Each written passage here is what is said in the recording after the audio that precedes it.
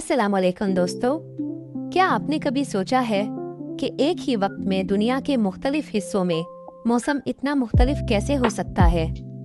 जब पाकिस्तान, भारत, दुबई और दुनिया के कई दूसरे मुल्कों में लोग गर्मियों की छुट्टियां मना रहे होते हैं, आइसक्रीम खा रहे होते हैं और समंदर के किनारे घूम रहे होते हैं, तब ऑस्ट्रेलिया में हम जैकेट, स्कार्फ और गर्म कॉफी के साथ सर्दियों का मजा ले रहे होते हैं।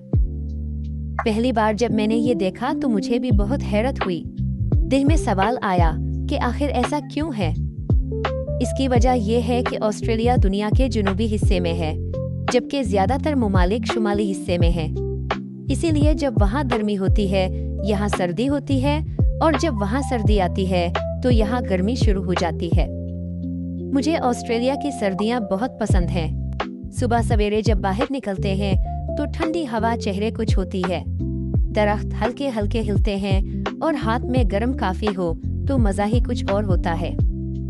यहाँ की खामोश सड़कें और साफ फजा दिल को एक अलग ही सुकून देती हैं।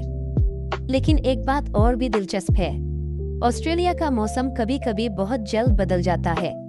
सुबह धूप होती है, दोपहर में बारिश शुरू हो जाती है और शाम तक फिर आसमान साफ हो जाता है।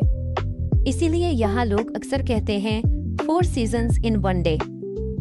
अगर आप कभी ऑस्ट्रेलिया आए तो एक मशवरा जरूर याद रखें। घर से निकलते वक्त सिर्फ धूप देखकर फैसला ना करें। एक जैकेट और छतरी साथ रखें, क्योंकि यहाँ मौसम किसी भी वक्त बदल सकता है। हर मुल्क का मौसम अपनी जगह खूबसूरत होता है, लेकिन ऑस्ट्रेलिया का मौसम वाकई सबसे अलग महसूस होता है। अब आप मुझे बताएं, आपको कौन सा मौसम ज्यादा पसंद है, ठंडी सर्दियाँ या गर्मियों की धूप? अपनी राय कमेंट्स में जरूर बताएं। और अगर आपको ऑस्ट्रेलिया के बारे में ऐसी मजीद दिलचस्प बातें जाननी है तो मेरे चैनल को जरूर सब्सक्राइब करें। अल्लाह हाफिज। आज हमारे निगे हुआ टॉपिक है जी मौसम। और मौसमों की बात करें तो पाकिस्तान में मौसमों की कमी नहीं है। अल्हम्दुलिल्लाह यहाँ पर हर किस्म का मौसम होता है, गर्मी भी, सर्दी भी, बहार, बरसात और फिजा भी। अब भी तो चल रहा है जी बरसात का मौसम, मानसून कहते हैं जिसमें अचानक से एकदम से बादल आते हैं, छाते हैं, बारिश होती है और फिर इसके बाद हब्स हो जाता है। Too much suffocation.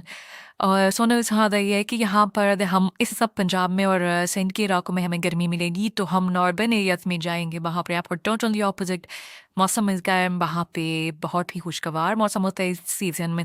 और लोग जानते हैं जबकि सर्दी में आ रहे हैं तो यहाँ का सर्दी भी शदीद पड़ती है जी।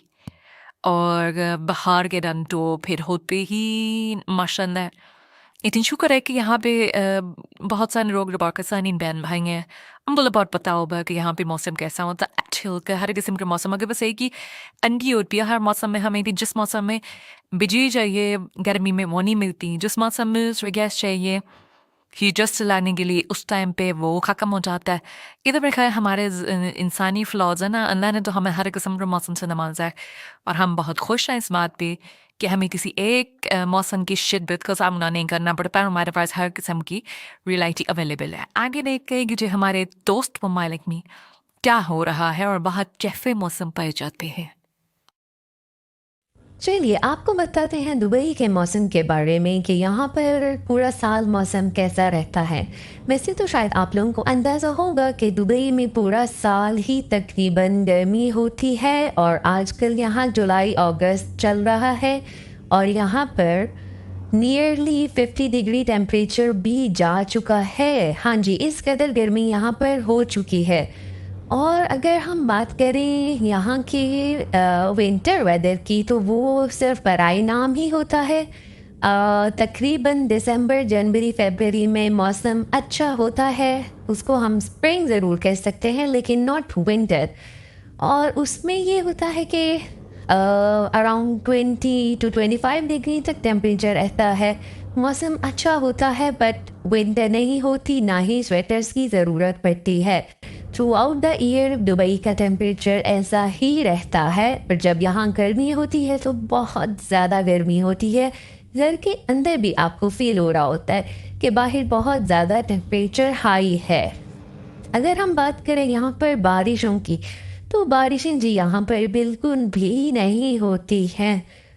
और अगर यहाँ पर बारिशें हो जाएं तो यहाँ का ड्रेनेज सिस्टम इन लोगों ने इतना अप टू डेट नहीं बनाया कि वो बारिश का पानी संभाल सकें। और जी हाँ, अगर यहाँ पर बारिशें हो जाएं या ये लोग क्लाउड सीडिंग के थ्रू बारिशें कर देते हैं तो उसके बाद जो सड़कों का हाल होता है वो काफ़ी मुश्किल हो जाता है हैंडल करना। और उसमें तकरीबन कुछ एरियाज़ तो ऐसे हैं जिसके लिए पानी को ख़त्म करते करते 1 वीक आराम से लग जाता है और काफ़ी ज़्यादा जगहों पर हमें गाड़ियाँ भी पानी के अंदर डूबी हुई नज़र आ रही होती हैं।